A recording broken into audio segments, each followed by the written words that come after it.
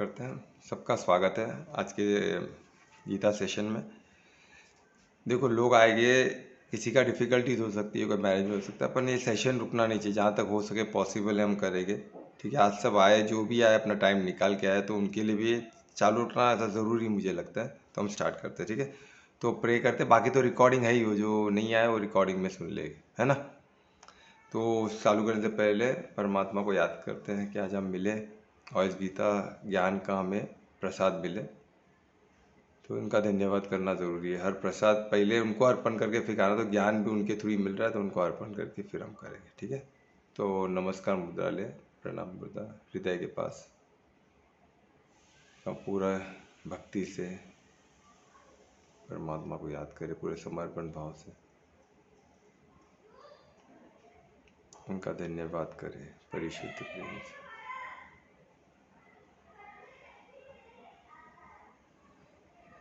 क्या आज हम मिल सके, इसके लिए धन्यवाद। और आज आपके आशीर्वाद से हमें ज्ञान एकदम सरल शब्दों में हम ज्ञान को सही तरीके से समझ सके और उसका जीवन में उपयोग कर सके, ऐसे हमें आशीर्वाद दीजिए। और एक ज्ञान स्वरूप बन के हम पर पूरी दुनिया को प्रज्वलित कर सकें ज्ञान से, और एक दिव्य सृष्टि का निर्माण करें पूरे विश्वास के साथ। परमात्मा को फिर से एक बार धन्यवाद करके आगे दर्शन करें।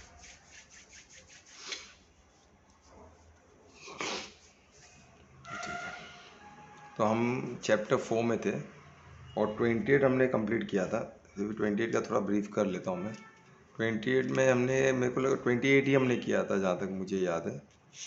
28 में हमने वो देखा, व्रत का हमने देखा था कि किस तरह व्रत इम्पोर्टेंट होता है। हम यज्ञ का ही कर रहे हैं। यज्ञ हम समझ गए ना, सेक्रीफाइस, जो हम त्याग का जो इम्पोर्टेंस इसमें दिया गया है। तो त्याग के बिगैर कुछ नहीं होता, ये हमें समझना है। त्याग तो ज़रूरी है। आज हम इधर बैठे, जो 5 लोग जो भी हम इधर है, तो हमने बाकी सबका त्याग करके इधर बैठा है।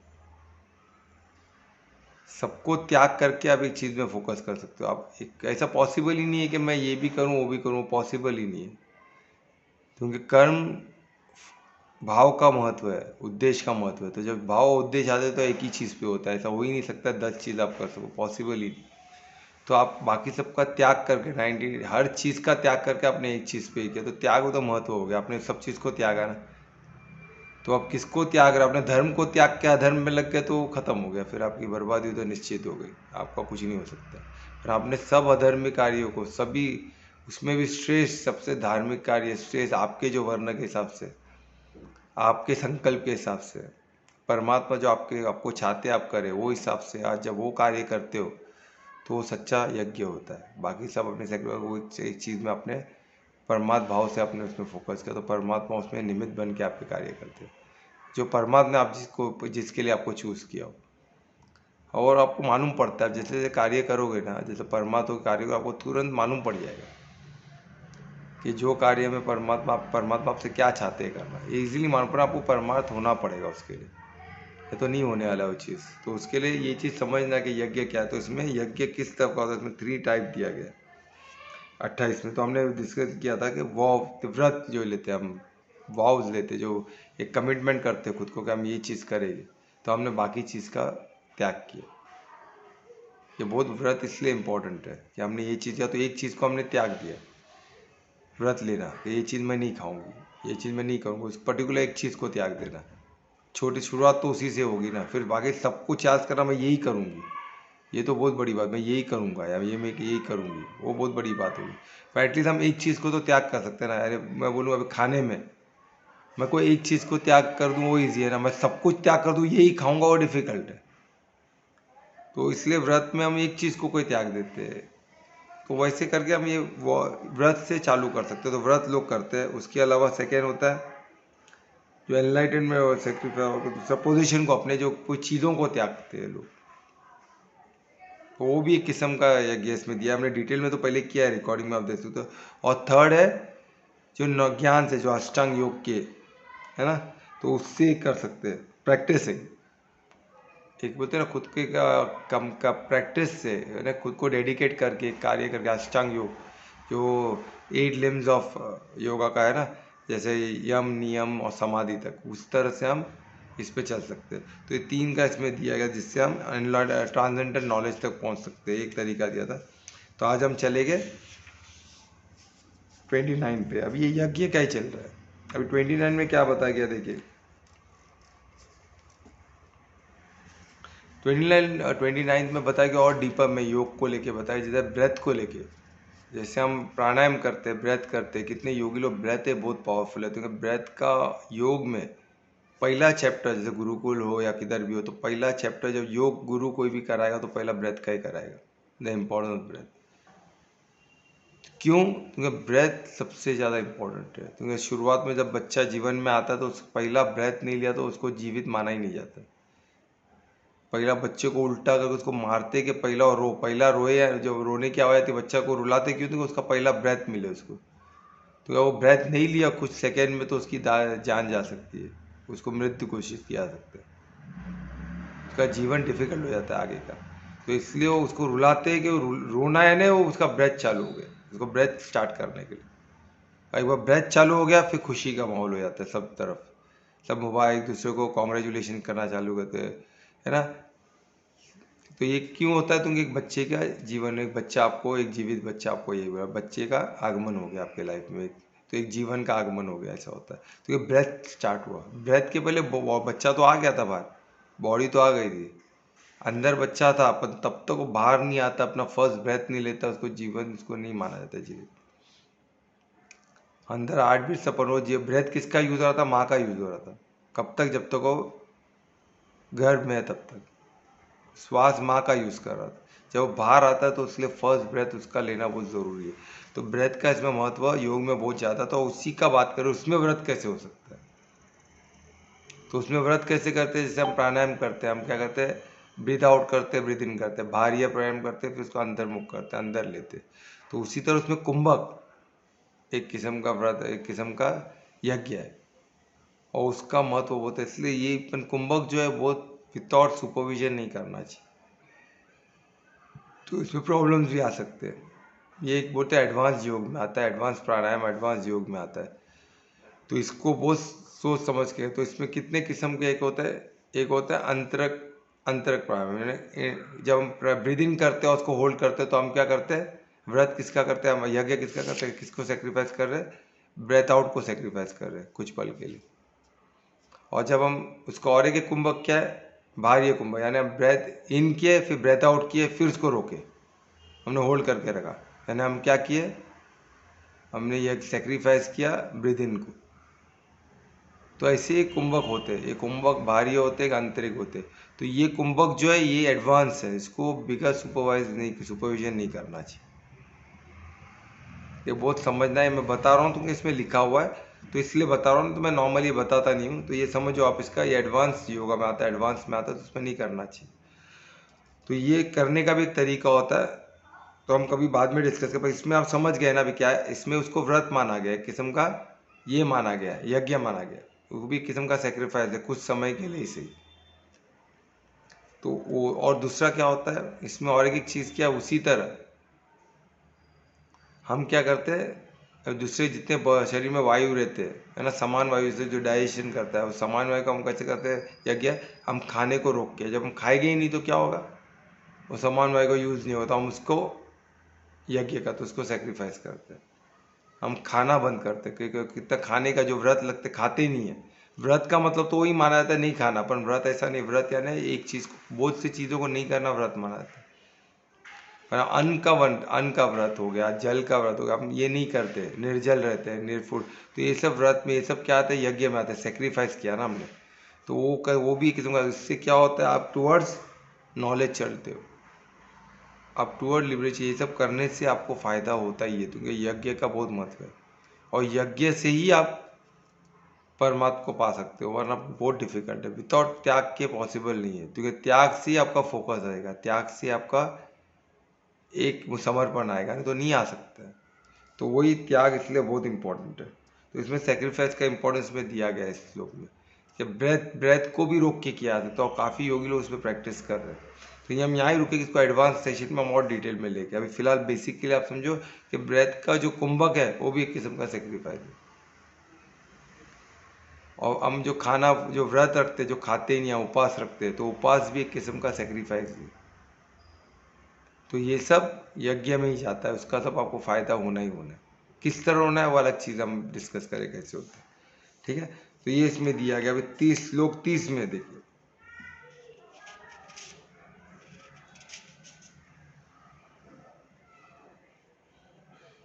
अभी ये सब अभी तक हमने जो भी किया, अभी अभी तो मतलब मैंने दो एक ही श्लोक किया, 2 श्लोक ही आपको बताया पहला, पर अभी तक हमने जो भी कितने श्लोक में हम सेक्रीफाइस अलग अलग किस्म के यज्ञ का ही देख रहे थे। ये सब अलग अलग टाइप के यज्ञ, ये सब सेक्रीफाइस यज्ञ में माना जाता है। ये अलग अलग टाइप है, तो कोई कम है ज़्यादा ऐसा नहीं है, सबको यज्ञ में माना जाता है। ये श्लोक 30 में बनाया, सबको यज्ञ ही माना गया है। और ये सबसे, ये कोई भी करने से, समझो कोई कोई फास्टिंग का किया, कोई कुछ किया, अलग अलग किस्म के लोग अलग अलग किस्म का यज्ञ कर सकते हैं। ये सब यज्ञ से आपका मंगल ही होगा। आपका जो भी आपसे गलत कर्म हुआ उसका, उसको ये फेर सकता है। आप इससे उसको क्लीन कर सकते हो, आप क्लींस कर सकते हो। जैसे कोई भी सिंफुल एक्ट, कोई भी आपसे गलत काम हुआ है तो उसको आप धुल सकते हो इससे। ये सेक्रीफाइस से आप कर सकते हो। आपने त्यागा ना, आपने ऑलरेडी अपने आप को रेस्ट्रिक्ट किया, डिसिप्लिन किया, तो उसका आपको उसका फायदा मिलेगा। आपका वो कर्म डिसॉल्व हो सकता है। इतनी शक्ति यज्ञ में। अभी हम डिटेल में जाएंगे। यज्ञ में कौन यज्ञ जो हम देखते काफ़ी होता है, सब यज्ञ में पॉसिबल है। ऐसा नहीं कि वो यज्ञ कर रहा है तो ऐसा नहीं, ऐसे करे तो ही फायदा है, ऐसा नहीं। हर यज्ञ में फायदा है, वो इसमें लिखा है। पर वो कैसा फायदा है वो हम अभी आगे डिटेल में मालूम पड़ेगा आपको।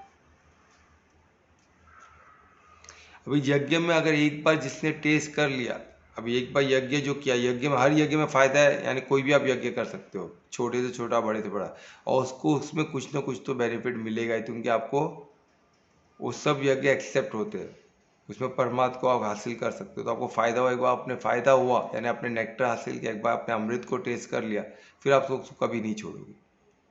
इसलिए बोलते हैं छोटा मोटा आपको ये त्याग करना ही होगा, तभी आप बड़ी त्याग कर सकते हो। आप बोले बड़ी त्याग करोगे नहीं, छोटी भी नहीं, बड़ी में बड़ा ही करना पड़ेगा, तो छोटा भी क्यों करूं मैं?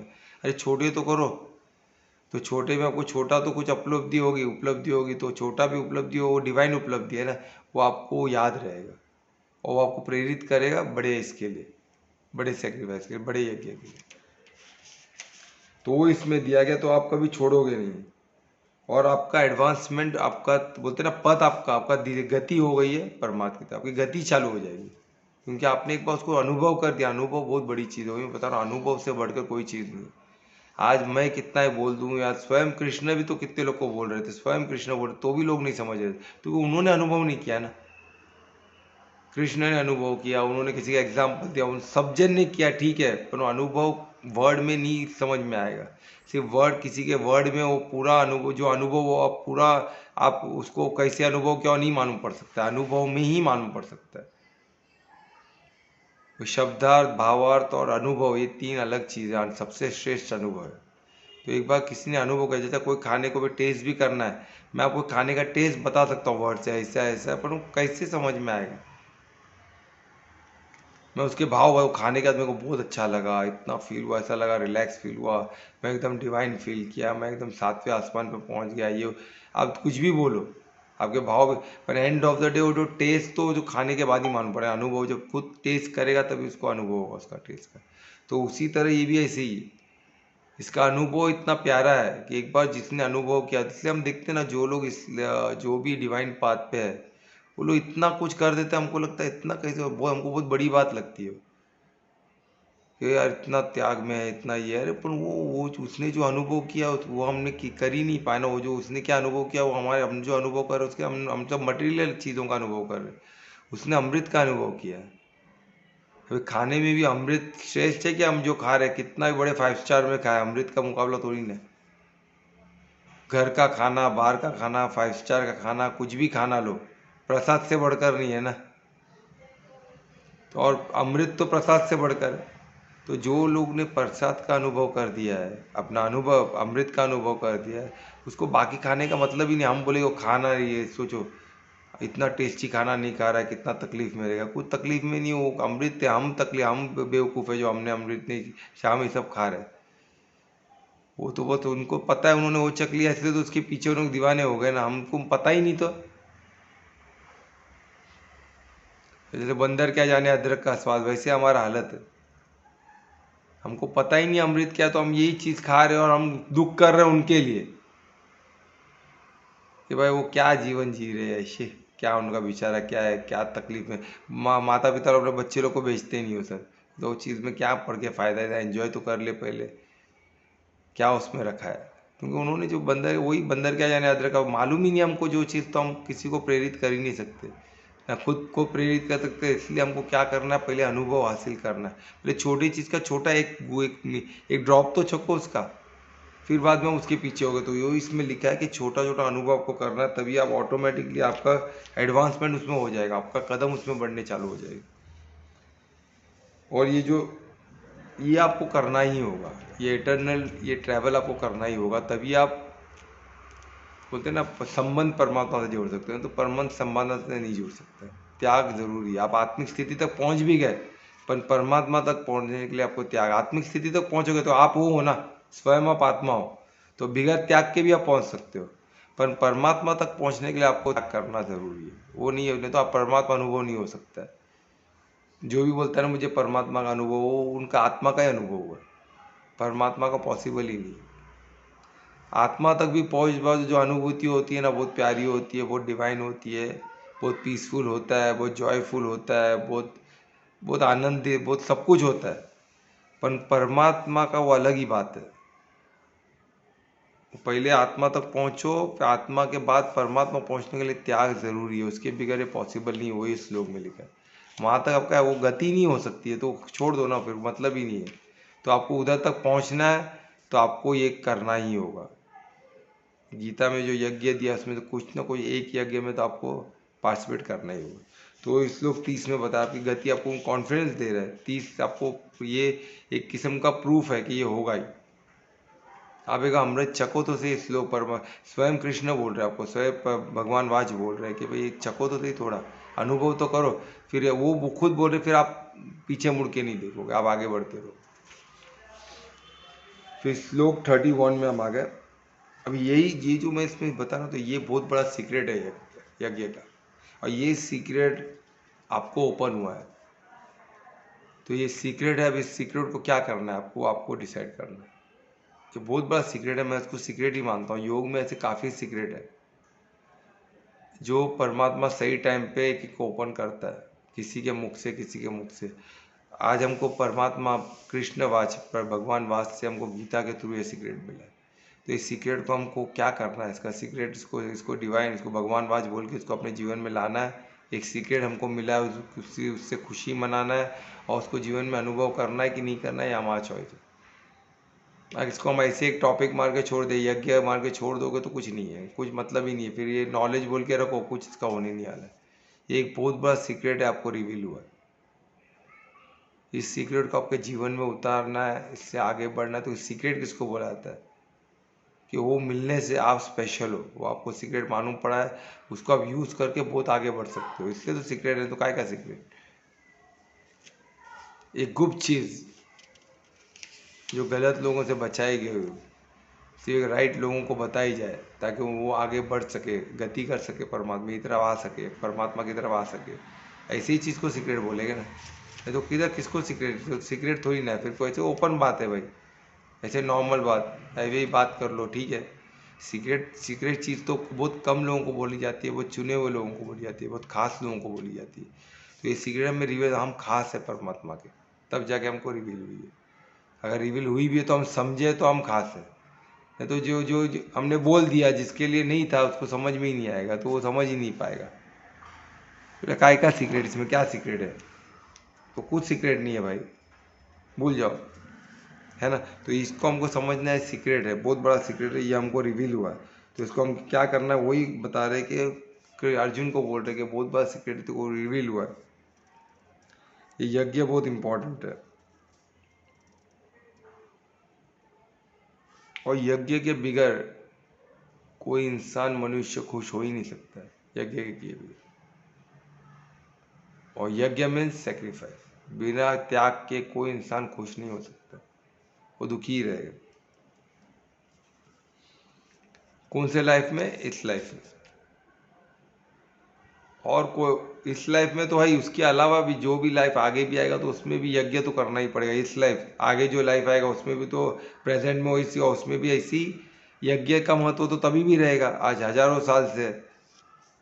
जैसे कृष्ण स्वयं कहे ना, ये नॉलेज आपको अर्जुन तुम्हें अकेले नहीं बता रहा हूँ, ये बहुत पहले मैंने बताया, ये लुप्त हो गया इसलिए फिर से आके बता रहा हूँ। तो अर्जुन को ये नहीं लगे कि मुझे ही मिला है, ऐसा नहीं है, तुम्हारे आगे भी बहुत जन को मिला था, उन्होंने उससे बेनिफिट उठाया, आप भी उठा लो। तो ये यज्ञ का महत्व मैं और लोगों को भी बताया, उन्होंने उठा लिया, उनका फायदा हो गया, उनका मंगल हो गया, आप भी कर लो। नहीं करो तो आप सोचोगे ये जीवन में रोते रहोगे, आगे भी आप रोते रहोगे। आपको यूज तो करना ही पड़ेगा, इसके थ्रू ही आपको गति परमात्मा को पा सकते हो, तो नहीं पा सकते हो। सिंपल है। श्लोक 31 में अगर ये लिखा है तो सोचो, और बड़ा एक हमको प्रमाण मिल गया कि बिगर यज्ञ के, बिगर त्याग के हम नहीं पहुंच सकते परमात्मा की ओर, खुश भी नहीं रह सकते, परमात्मा छोड़ो, हैप्पीली जीवन भी नहीं जी सकते, आनंद में कोश में नहीं जा सकते, हमेशा भटकते रहेंगे, हमेशा तकलीफ में रहेंगे, हमेशा रोते रहेंगे। तो टेम्परेरी खुशी मिलेगी, कभी पैसा कमा लिए, कोई अच्छा चीज़, कुछ पार्टी में चले गए, कोई मूवी देखने चले गए, है ना, कुछ अच्छे लोग के साथ मिल लिए, कोई सत्संग में बैठ गए, खुशी मिलेगी, खुशी मिलेगी, वो टेम्परेरी खुशी तो मिलती है। दुख सुख तो चलता ही रहता है, दिन रात होता है, वो दुख सुख चलते रहेगा, वो फिर पर यज्ञ से आपको एक परमानेंट जो डिवाइन पीस बोलते हैं, ब्लिसफुलनेस बोलते हैं, जो आनंद में कोश में रहना, आनंद स्थिति में रहना कंटिन्यूसली, वो पॉसिबल नहीं है। उसके लिए यज्ञ त्याग इम्पॉर्टेंट है। वो इस श्लोक 31 एक प्रमाण है उस चीज़ का, तो उस प्रमाण को हमको पकड़ के चलना। अभी श्लोक 32 में, इसमें अभी बहुत ही ब्यूटीफुल बताया देखिए, अभी इसमें कितने यज्ञ बताया, बहुत टाइप क्या बताया, है ना। अभी हर यज्ञ इतने टाइप के, हम भी देखते कितने लोग यज्ञ करते हैं, है ना, वो एक प्रोसीजर है करने का। तो हर किस्म का यज्ञ सक्सेसफुल है, क्योंकि एक स्वयं किधर दिया, वेद में दिया हुआ है। वेद में डिफरेंट डिफरेंट टाइप के यज्ञ दिए हुए और उसके प्रोसीजर्स दिए हुए कि इस तरह करना है, उस तरह करना है, तो वो क्या हो गया, क्रिया हो गया। तो ये सब यज्ञ जितने भी आप उसमें वेद में दिया हुआ है या जो भी गीता में दिया हुआ है, जो भी हम समझते हैं, हर किस्म का सेक्रीफाइस का इम्पोर्टेंस है, वो इसमें दिया गया। और क्यों और डिफरेंट क्यों, तो लोग अलग अलग है ना, अलग अलग वर्ण के लोग हैं, अलग अलग प्रोफेशन के लोग हैं, सबका सोचने का ढंग अलग है, तो इसलिए अलग अलग 5 उंगली सरी की नहीं होती, उसी तरह 5 लोग सरी के नहीं होते, इसलिए अलग अलग यज्ञ दिया, किसको जो पसंद आ जाए जिसको जो इजी लगे। ऐसा नहीं कि डिफिकल्ट यज्ञ ही करना है, ऐसा नहीं है। कोई पैसे आने की यज्ञ किया, उसके हिसाब से किया उसने। तो गरीब बोलेगा पैसे आने किया तो ही वो यज्ञ ही सफल है, मैं तो गरीब है, मैं क्या करूं, मैं तो नहीं कर सकता हूं। अरे तुम्हारे हर किस्म का यज्ञ है, ब्रेथ का भी बताया गया है ना, हर किस्म का यज्ञ है। तो हर किस्म का यह यज्ञ है, उसमें कोई ये नहीं है कि ये पर्टिकुलर, हर यज्ञ में आपको परमात्मा की तरफ आप गति कर सकते।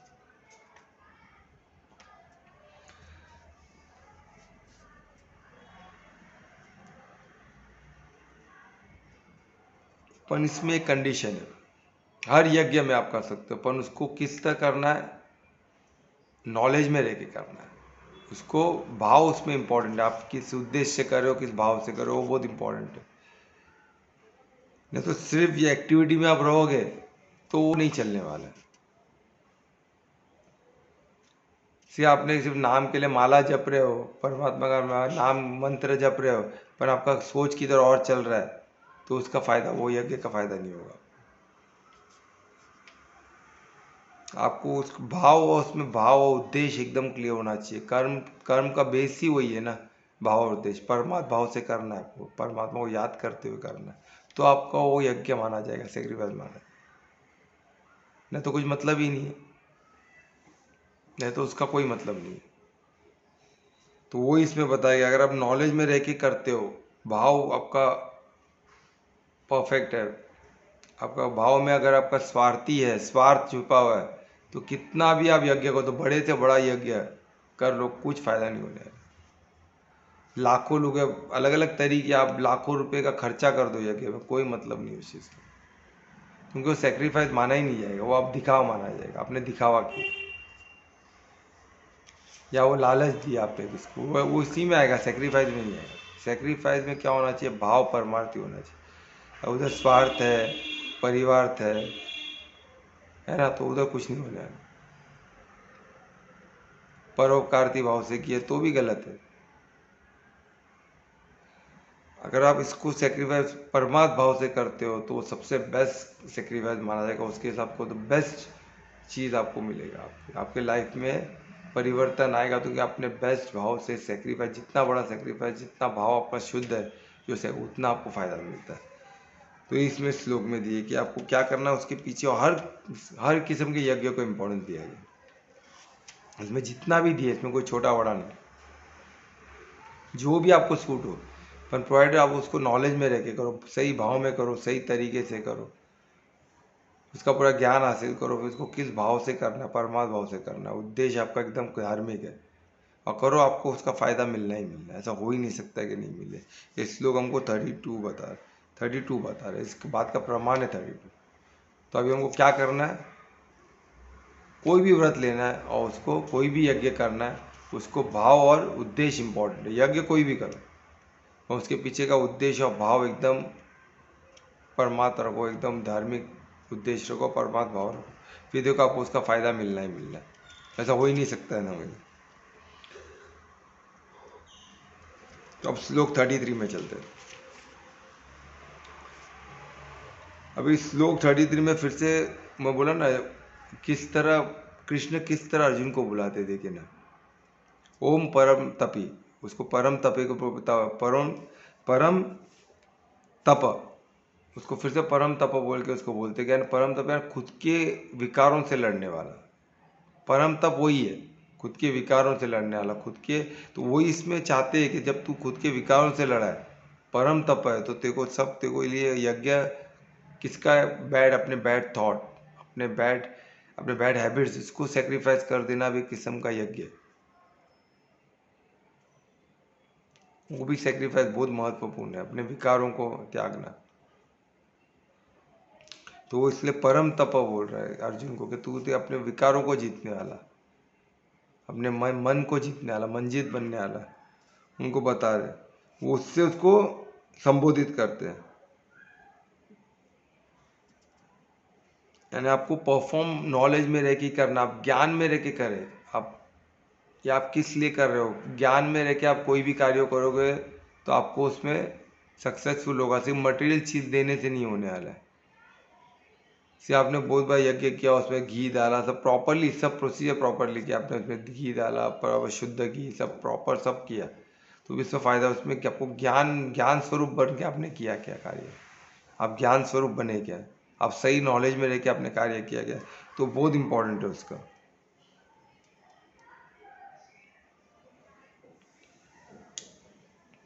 तो ये तुम्हें हर सेक्रीफाइस एंड ऑफ में किस में जाता है? वो एक नॉलेज में, ज्ञान हासिल करने में जाता है, ज्ञान ही आपको मिलता है। तो आप फुल्ली 100% आप ज्ञान स्वरूप बन के कार्य करोगे तो आपका यज्ञ 100% सफल माना जाएगा। ये थोड़ा कॉम्प्लिकेटेड समझना, तो एक ज्ञान और नॉलेज में हम कंफ्यूज हो जाते हैं।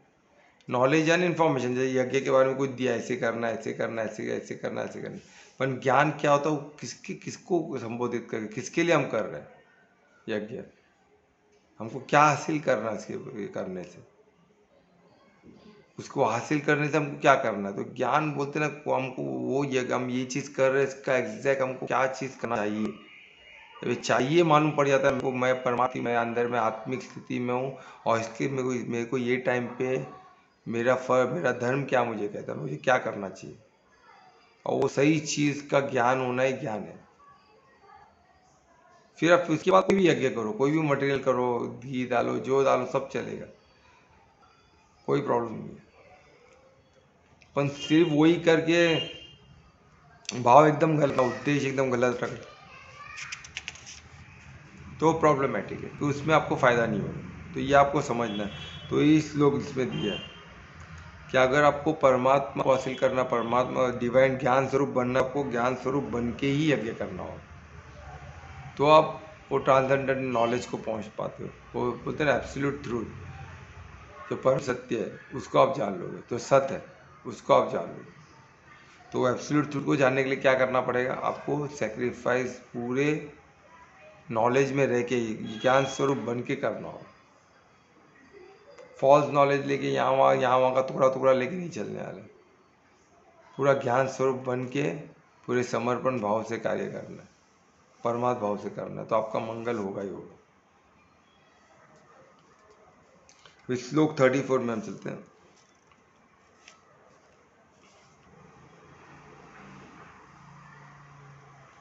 श्लोक 34 में थोड़ा सा मैं आपको बताना चाहूँगा कि इसमें अभी ज्ञान हासिल करने के लिए इसमें बताया गया है कि गुरु का होने का महत्व दिया गया है। पर मेरे हिसाब से इसमें गुरु, जब आप ज्ञान ही आपको नहीं मालूम तो ज्ञान देने वाला सही आपको कहाँ से मालूम पड़ेगा? बताइए।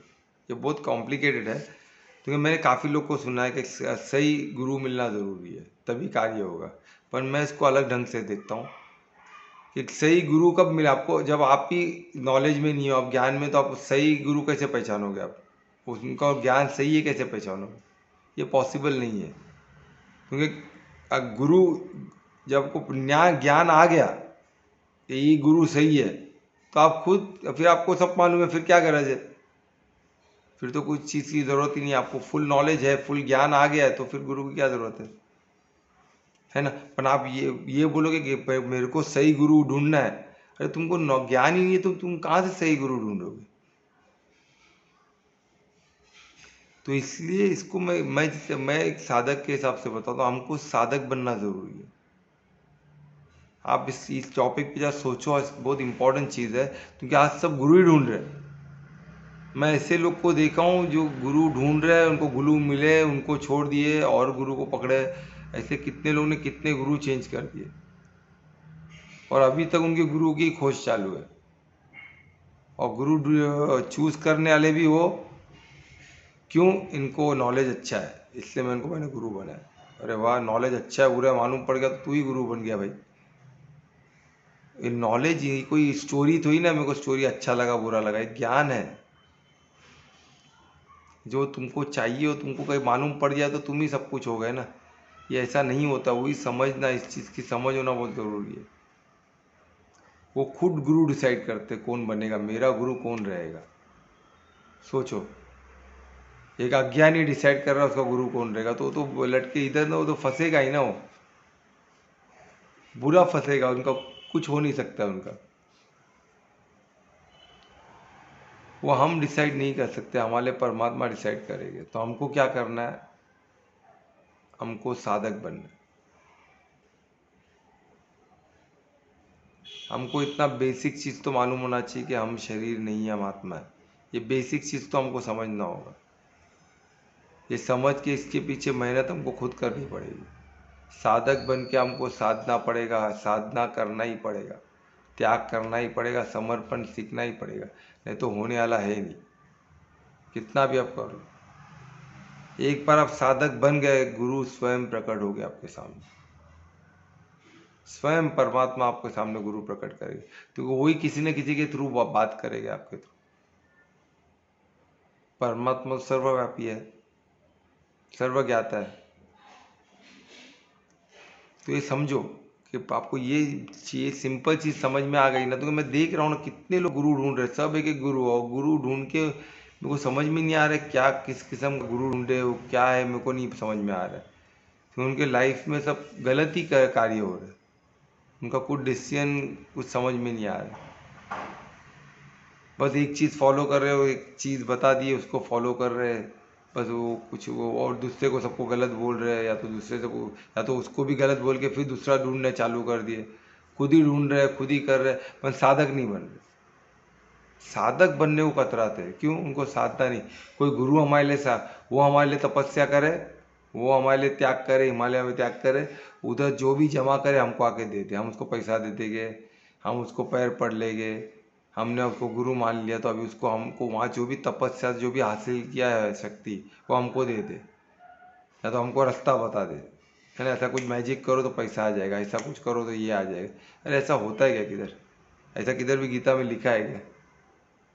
ये सब कहाँ कहाँ से ज्ञान लेके आते समझ में नहीं आ रहा है लोगों को।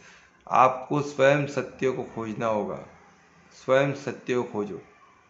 कोई आपको बताने वाला है, परमात्मा आपको एक ही पात्र परमात्मा ही गाइड करेंगे, और वो स्वयं आपके लिए गुरु नियुक्त करेंगे, और कोई आपके लिए गुरु नियुक्त नहीं कर सकता है। आप खुद तो बिल्कुल नहीं। हम खुद अपना गुरु नहीं नियुक्त कर सकते, हम उस लायक ही नहीं है। अगर हम इतना हमको अगर गुरु नियुक्त करने लायक हम होते तो हमको गुरु की जरूरत ही नहीं है फिर। आप खुद सोचो ना, अब गुरु को हम नियुक्त करें तो हमको मालूम है बेस्ट गुरु हमारे लिए कौन है, तो हम सबसे बड़े ज्ञानी हो गए ना भाई। कि हमको ये मेरे को क्या चीज़ बेस्ट है मालूम पड़ना, इससे बढ़कर और चीज़ क्या हो सकती है? इससे बढ़कर तो और कोई चीज़ हो ही नहीं सकती है। तो ये चीज़ समझना। तो ये फिजूल में जो गुरु ढूंढने के चक्कर जो भीड़ लगी हुई है, राइट गुरु मेरे को ढूंढना है, राइट राइट राइट परफेक्ट गुरु चाहिए, तो वो आपको हो गया कार्य आपका। आपको जो करना है, आपको सबसे पहला क्या करना है वो स्टार्ट कीजिए। आपको साधक बनना। जो ये नॉलेज मिल रहा है इसको एक एक चीज़ को, आपके छोटी छोटी चीज़ में जो बोल रहा हूँ, छोटी छोटी चीज़ को जीवन में उतारो, तो उसको उतारो। छोटी छोटी चीज़ को उतारो, जो मैं किया वही मैं आपको बता रहा हूँ। सिंपल सिंपल चीज़। जैसा मैं बोला ना, इंगना नाड़ी में इधर राइट बंद करो, लेफ्ट में श्वास लो, देखो ठंडा लगता है कि नहीं। लेफ्ट बंद करो, राइट में श्वास, देखो गर्म लगता है कि नहीं। एक्सरसाइज करने से फिटनेस आता है, करके देखो ना फिटनेस आता है कि नहीं। योग निद्रा करके देखो नींद आता है कि नहीं, करके देखो। वही तो यम नियम से तो सब, यम नियम आसन प्राणायाम, वो सीढ़ी एक एक चढ़ के तो देखो, समर्पण करके तो देखो, छोटे छोटे त्याग, छोटे छोटे यज्ञ करके तो देखो, तो परमात्मा स्वयं आपके लिए गुरु नियुक्त करेंगे। वही किसी के न किसी के मुख से आपको ज्ञान देगी, वही निमित्त बन के देंगे, वही आपके लिए गुरु नियुक्त करेंगे। वो कोई व्यक्ति में हो सकता है, कोई इवेंट में हो सकता है, कोई वस्तु में हो सकता है। वस्तु हमको ज्ञान दे सकती है।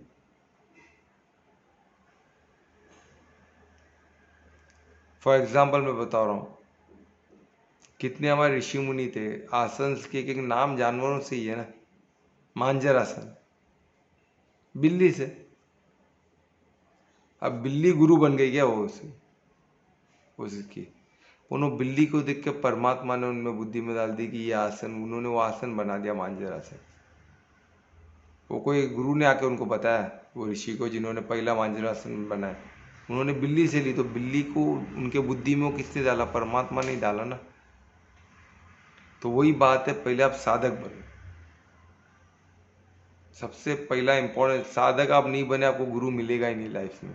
आप ढूंढते, आपके सामने कोई आके भी चलेगा आप नहीं पहचान पाओगे। आप सिर्फ गुरु ढूंढते रहोगे, बेस्ट गुरु ढूंढते रहोगे, आपके हमेशा हमेशा आपको ढोंगी ढोंगी लोग आपके जीवन में आते रहेंगे। क्योंकि आप ढोंगी हो तो आपके गुरु भी ढोंगी है। आप ढोंग रच रहे हो गुरु ढूंढने की, तो आपके लाइफ में ढोंगी लोग ही आएंगे। वो कहते हैं ना कि बर्ड्स ऑफ सेम फ्लेदर फ्लॉक्स टुगेदर।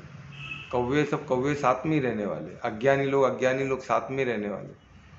उसमें से किसी को गुरु बनाओ, उसमें से किसी को गुरु, पर है तो सब अज्ञानी। वो लॉट अज्ञानी की रहने वाली है। फिर उसमें गुरु रह गए, चेले रह गए, सब रह गए। उसमें कोई वैद्य रहेगा, उसमें सब एक एक पोस्ट सब लेके बैठेंगे, और सब मिलके बेवकूफ़ लोगों को बनाएगा, खुद बेवकूफ़ बनेगा। तो ऐसा जीवन चाहिए क्या आपको? नहीं ना। तो सबसे बेस्ट है साधक बनो। कुछ साधना, एक एक छोटी चीज़ को साधना चालू करो, एक एक चीज़ को समझना चालू करो। ये गीता रामायण महाभारत ये प्रमाण है, वेद में लिखा हुआ है। तो प्रमाण क्यों है वो समझना चालू करो। सिर्फ मैं बोल रहा हूँ इसलिए नहीं, एक एक चीज़ को साध के देखो ना, होता है कि नहीं होता है। आत्मिक स्थिति में आने के इसमें कितने, एक तो कोई यूज़ करके देखो। परमात्मा संबंध बनाने के लिए इसमें बताया गया कि यज्ञ, बड़े कोई यज्ञ तो करके देखो। करके देखो, लोग करते हैं पर वो मटेरियल चीज में ही रह जाते हैं कि भाई यज्ञ करना है तो क्या करना है, ये लेके आओ, ये लेके आओ, सामग्री लेके आओ, जो पुजारी को दे दो, उसको पैसे दे दो, भाई यज्ञ हो गया। यज्ञ बराबर है तो पुजारी को गाली दो, अच्छा हुआ तो भाई मंगल, उसको और टिप दो, वो टिप लेके चले गए, आप इधर लेके चले गए, वो पैसे के वो, अगर उसके भाव अच्छे नहीं तो उसके लिए भी मंगल नहीं हो रहा है। वो खुद यज्ञ कर रहा है पर उसको भी फायदा नहीं हो रहा है, तो आपका फायदा क्या होगा? क्योंकि उसका फायदा का, वो जब यज्ञ कर रहा है उसका भाव क्लियर है तो उसको भी फायदा होगा, आपका भाव क्लियर तो आपको भी फायदा होगा, सबका मंगल होगा। पर ये चीज़ क्लियरली कौन बोलता है यज्ञ के पहले या किसी भी किस्म के सेक्रीफाइस के पहले कि इसके पीछे का उद्देश्य और भाव भाव को करेक्ट करो? कोई बोलता है? कोई नहीं, मैंने तो नहीं देखा आज तक किसी को, मैं मेरे जीवन में नहीं देखा। ये तो साधने के बाद, जब हम साधते ब्रह्म मुहूर्त में उठते तब परमात्मा बताते हैं हमें कि भाई भाव इंपॉर्टेंट है, परमार्थ होना इंपॉर्टेंट है, उद्देश्य इंपॉर्टेंट है, संकल्प इंपॉर्टेंट है। संकल्प से सिद्धि होती है। कौन सा? धार्मिक और धर्म इंपॉर्टेंट है, सबसे महत्वपूर्ण है धर्म, उसके बाद आपका कर्म। कर्म में क्या इंपॉर्टेंट है? भाव। ये आपको समझना है। त्याग सबसे इंपॉर्टेंट है, उसके बगैर कुछ नहीं होने वाला है, क्योंकि आप परमात्मा को पहुंच ही नहीं पाओगे। और धर्म का, धार्मिक कार्य सबको परमात्मा की तरफ ही गति देगा।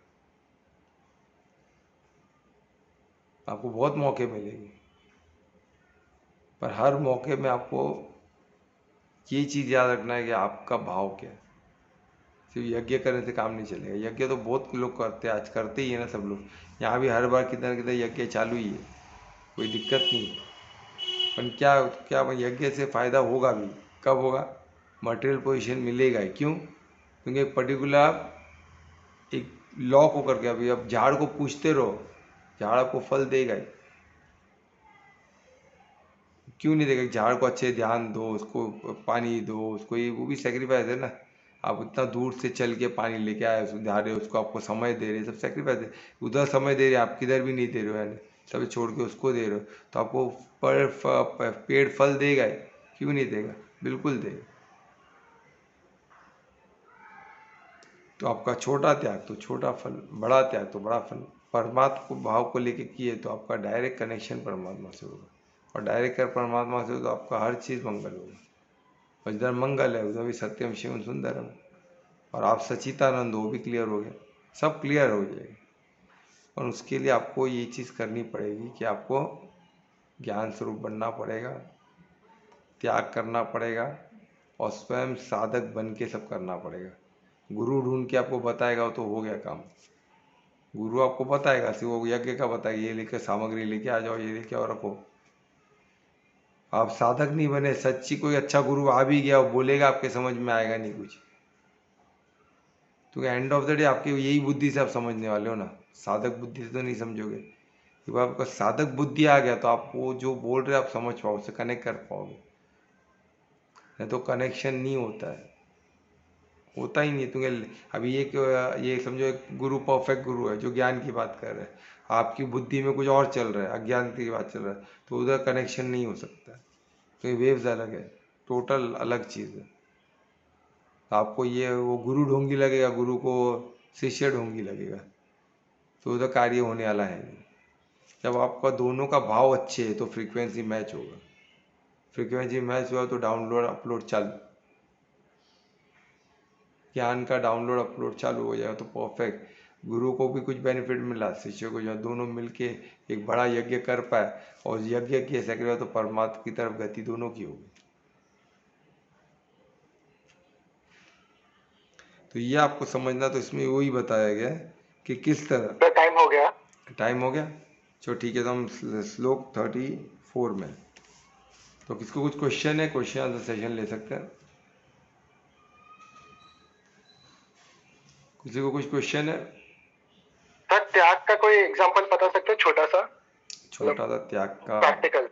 अच्छा, कैसे प्रैक्टिकल? यानी कोई चीज़ को लेके बताऊं? तो मैंने एक तो बताया था, जैसे हम आप अभी हम इधर बैठे हैं, है ना, तो हमने बाकी सबका त्याग करके इधर बैठे हैं ना। कोई टीवी से, कोई टीवी देख सकता है, किधर जाना था, है ना, तो मैं वो छोड़ के इधर बैठा हूँ, कोई टीवी सीरियल चल रहा है, मेरा एक दोस्त नीचे खड़ा है, उसको मैं अवॉइड कर, मेरे को इधर के काम पे एक काउंसलिंग था, उसमें वो कुछ पैसे मिल जाते थे, कॉल पे जाना था उधर कुछ पैसे मिल, पर वो छोड़ के इधर बैठा हूँ।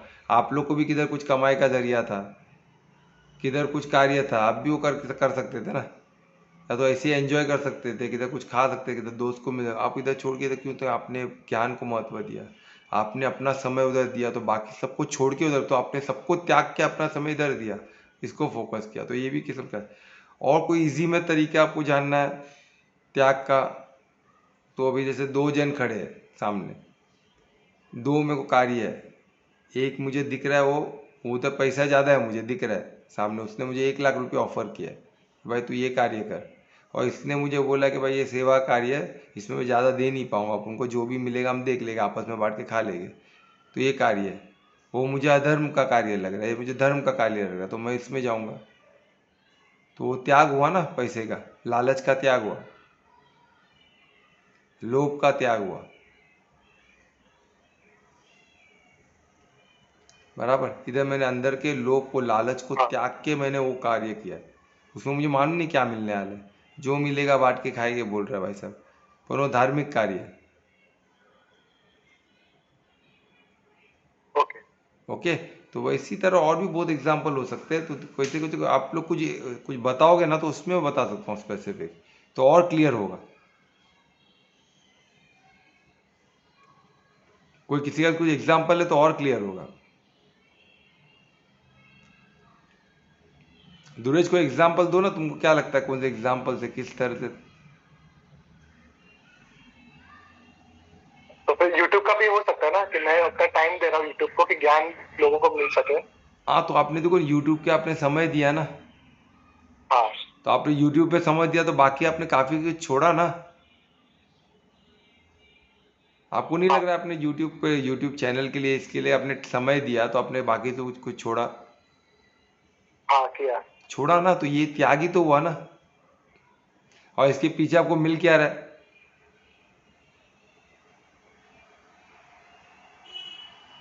मुझे समाधान लग रहा है कि लोगों को थोड़ा ज्ञान समाधान, तो मिल बस रहा है। इसके पीछे आपका उद्देश्य क्या है? एक ज्ञान पहुंचाना, है ना। ये जो कुंभ के बारे में हम जो यूट्यूब में जो डाल रहे, ज़्यादा से लोग कुंभ पहुंच सके, वो कॉस्मिक इवेंट में लोग उधर प्रेजेंट रह सके, वही हमारा मकसद था ना, हाँ। बराबर। तो ये क्या हो गया? धार्मिक कार्य हो गया ना। तो बस ये बराबर। वही तो, ये वो बाकी सब अपने त्याग किया, तो त्याग किसके लिए किया? यज्ञ के, ये किस्म का यज्ञ, तो यज्ञ क्या होता है? धार्मिक कारण को यज्ञ माना जाता है।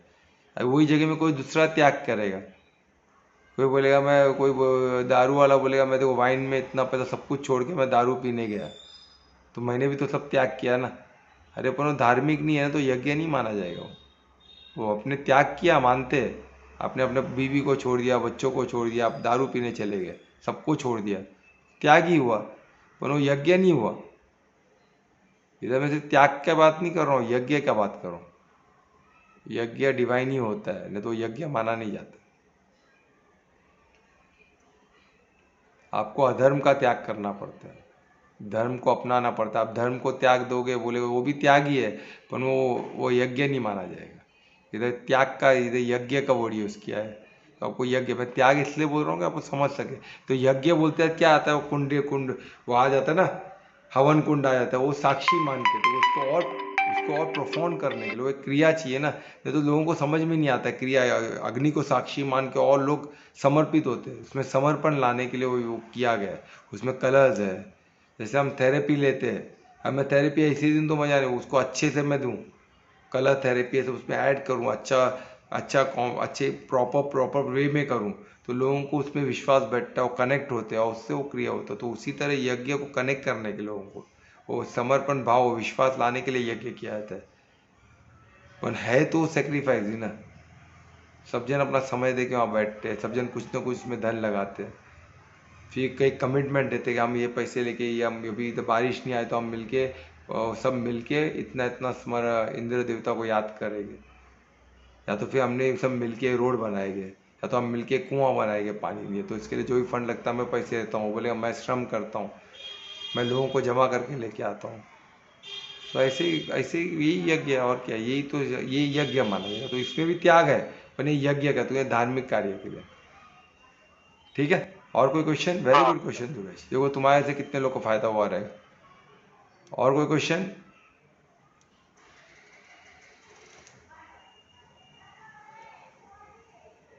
कल्पना, अनीता, कोमल, कोई क्वेश्चन नहीं है तो चलो फिर हाँ बोलो कल्पना। कुछ नहीं सर, जो दुर्वेश सर का क्वेश्चन था वही था मेरा। ओके ठीक है, तो अभी हम का एक कार्य करते हैं, अभी सही ये चालू करते हैं। कौन करेगा कीर्तन? मैं करता हूँ। करते हो? चलो स्टार्ट कर। शिव कैलाशों के राजे, धौली धारों के राजा, शंकर संकट हरना, हर संकट हरना। शिव कैलाशों के वासी, धौली धारों के राजा, शंकर संकट हरना, शंकर संकट हरना। तेरे कैलाशों का अंत न पाया, अंत तेरी माया। ओ तेरे कैलाशों का अंत न पाया, अंत बेअंत तेरी माया। शिव कैलाशों के वासी, धौली धारों के राजा, संकट हरना, संकट हरना। शिव शिवाय शिव शिवाय, शिव शिवाय शिव शिवाय, शिव शिवाय शिव शिवाय, शिव शिवाय शिव शिवाय, शिव शिवाय शिव शिवाय, शिव शिवाय शिव शिवाय, शिव शिवाय शिव शिवाय। हर हर महादेव। हर हर महादेव। ओम नमः पार्वती पते, हर हर महादेव। महादेव, हर हर महादेव। वेरी गुड, बहुत अच्छे। चलो अभी महामंत्र बोल के सब जन बोलेंगे, चलो सब साथ में। हरे कृष्णा कृष्णा कृष्ण कृष्णा हरे हरे, हरे राम राम राम राम। राम। हरे कृष्णा हरे कृष्णा कृष्ण कृष्ण कृष्ण हरे हरे, हरे हरे राम हरे राम राम राम राम हरे हरे। हरे कृष्णा हरे कृष्णा कृष्ण कृष्ण कृष्ण हरे हरे हरे, हरे राम हरे राम हरे राम राम राम राम हरे हरे हरे। बोलो हरे कृष्णा हरे कृष्ण हरे कृष्णा कृष्ण कृष्ण कृष्ण कृष्ण हरे हरे, हरे हरे राम हरे राम हरे राम राम राम राम राम हरे हरे। हरे। हरि बोल। चलो राधे हरि राधे, बोल। शुभ मिलते हैं रात्रि लोग। सभी को। राधे राधे राधे। राधे राधे, शुभ रात्रि, सबका मंगल हो। शुभ रात्रि।